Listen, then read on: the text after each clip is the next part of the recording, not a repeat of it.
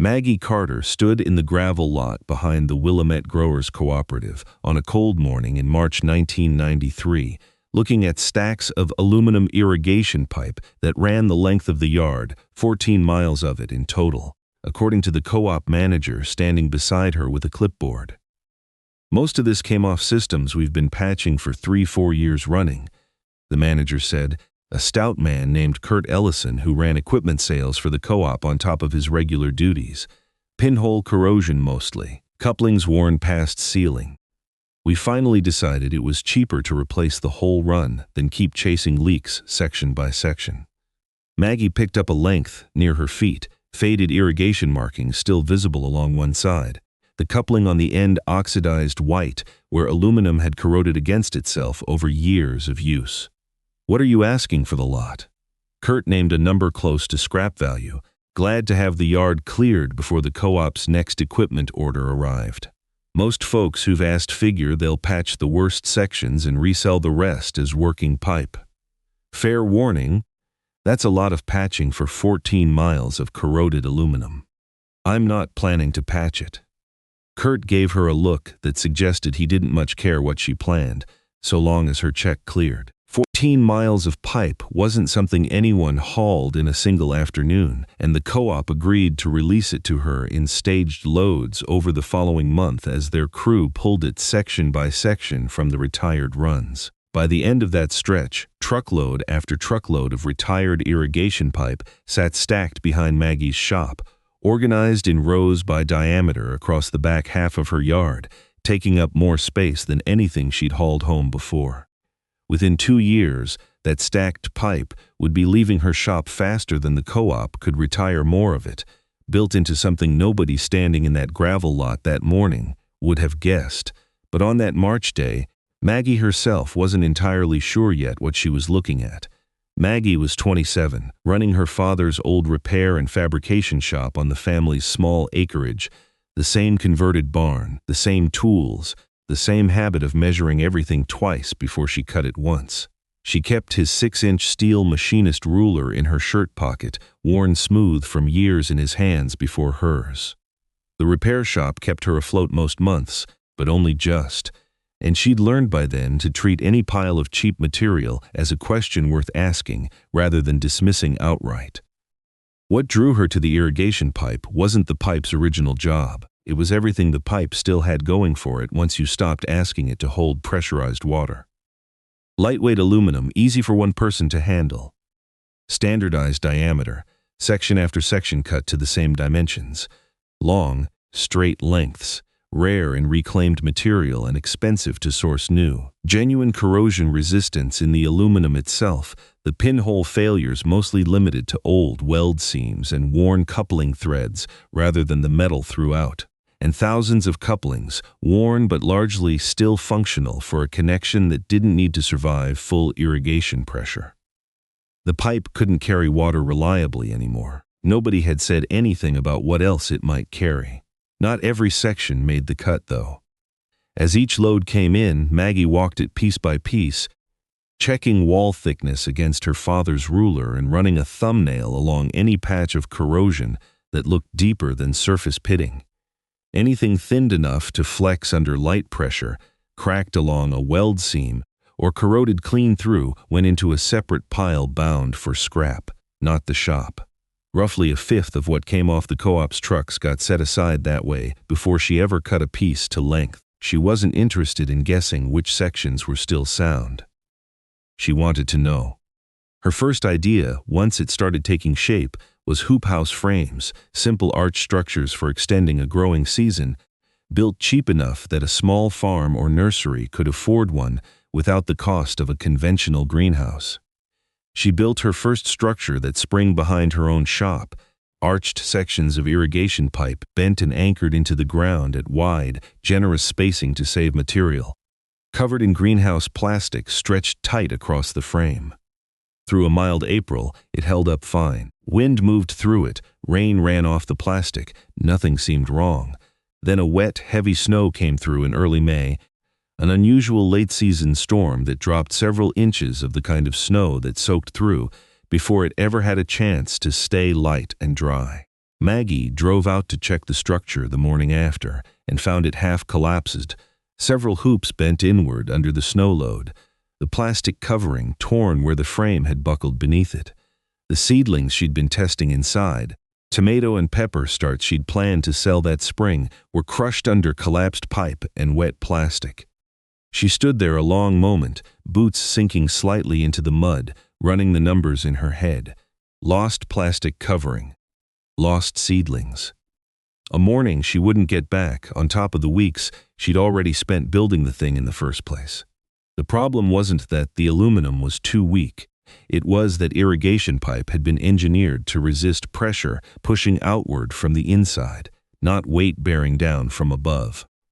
Wide hoop spacing that would have held perfectly fine against internal water pressure gave the frame nowhere near enough support against a real roof load. She'd built the structure to save material, and the material had told her exactly where that decision failed. Maggie spent the following week studying the wreckage, more than she spent building anything new, walking the collapsed frame with her father's ruler, measuring exactly where each hoop had deformed and how far apart the failed sections had been spaced compared to the ones that had barely bent at all. She sketched the damage on graph paper at her kitchen table some evenings, marking every bent hoop and every anchor point until the pattern started to show itself in the drawing before she'd fully admitted it to herself out loud. The pattern was clear enough once she looked for it. Hoops spaced widest apart had failed worst.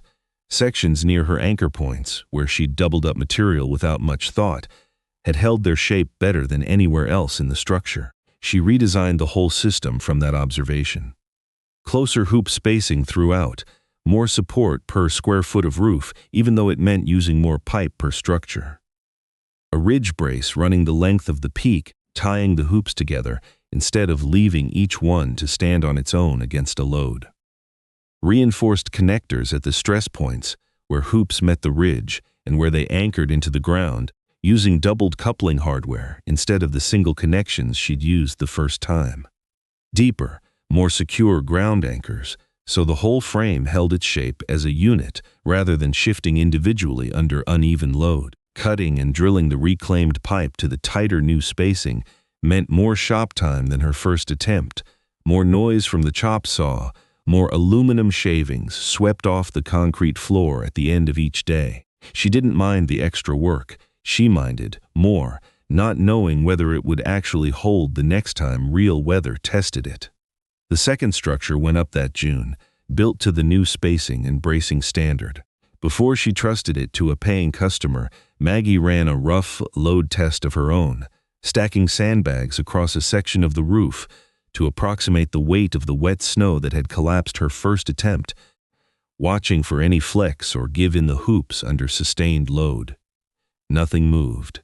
She left the structure standing through the rest of the season after that, watching it through every storm that came, waiting to see if real weather would agree with the sandbags. It held. Through summer wind, an early fall rain that dumped nearly 2 inches in a single afternoon, and a wet snow that winter nearly identical to the one that had wrecked the first prototype, the frame stayed square, no bending, no sagging along the ridge. She brought the design to Ellen Reyes, who ran a small nursery operation about 8 miles from Maggie's shop, struggling like most small growers with the cost of extending her season past what open ground allowed. A commercial greenhouse kit would run me $4 to $5 a square foot just for the frame, Ellen said, walking the finished structure with Maggie that fall. What's this cost you to build? Maggie had worked the number out carefully. Between reclaimed pipe, connectors, and labor, her frame came in around $1.40 a square foot, a fraction of what new steel or aluminum framing would have cost bought outright. Ellen agreed to test a full-sized kit that winter, a 20 by 48-foot structure covering just under 1,000 square feet of growing space. Maggie delivered it in pieces that November, bundled pipe sections, brackets, and a hand-drawn assembly diagram, and helped Ellen's crew put it together over a long weekend. The results showed up in Ellen's numbers by spring. She'd been able to start seedlings nearly 3 weeks earlier than her usual outdoor timeline. protected from the last hard frosts that would have killed anything started in open beds. That earlier start translated into extra weeks of saleable plants before her competitors' stock caught up, and Ellen figured the earlier season alone had added close to $2,000 in additional plant sales that spring, against a frame that had cost her under $1,400 to build. Word moved through the valley's small growers network the way it usually did, one operator mentioning something useful to another at a co-op meeting or over a fence line. Maggie standardized her offering into 3 sizes that first full year: a small kit sized for a home garden or hobby operation, a mid-size kit matching what she'd built for Ellen, and a larger commercial size for growers ready to commit more ground to protected production. Her shop shifted from occasional repair work into something closer to small manufacturing, pipe cut and bundled ahead of time by size, brackets and connectors pre-sorted into kits, assembly diagrams printed and ready to hand over with every order. She built a simple jig for cutting hoops to consistent length and radius, cutting her assembly time nearly in half once she stopped measuring each piece individually the way she had for that first, failed prototype. She kept a running inventory log on a clipboard by the door, tracking how much reclaimed pipe she had left in each diameter, and how many kits that translated to before she'd need more material. The real proving moment came the following April, when a hard, unseasonable frost dropped temperatures well below freezing across the valley for 3 consecutive nights, the kind of late cold snap that regularly wiped out early plantings across the region. Growers who'd installed Maggie's frames that winter came through largely intact, their covered seedlings surviving temperatures that killed exposed plantings on neighboring farms outright. It wasn't a single catastrophic storm that made the difference. It was an ordinary bad frost, the kind that happened most years, and Maggie's structure simply did the unglamorous job they'd been built to do. Orders picked up noticeably after that spring. By the end of her second full year, Maggie had built and delivered 31 greenhouse structures across the valley, ranging from small hobby kits to full commercial-sized frames, built almost entirely from pipe that same cooperative had once been glad to sell at scrap price. Kurt Ellison called her again that second fall, ahead of another irrigation system replacement further up the valley. "We're pulling out another stretch next month," he said. "Figured you'd want first look before we scrap it out to anybody else." This time, he didn't mention patching or resale. He knew exactly what Maggie wanted the pipe for, and the co-op had started setting aside retired sections, specifically with her in mind whenever a system came up for replacement, rather than routing everything straight to the general scrap buyer. They settled into a standing arrangement that fall, Maggie getting first option on retired pipe from future replacements at a price fair to both sides. The co-op glad to have a reliable buyer instead of hauling dead weight to a scrapyard for pennies.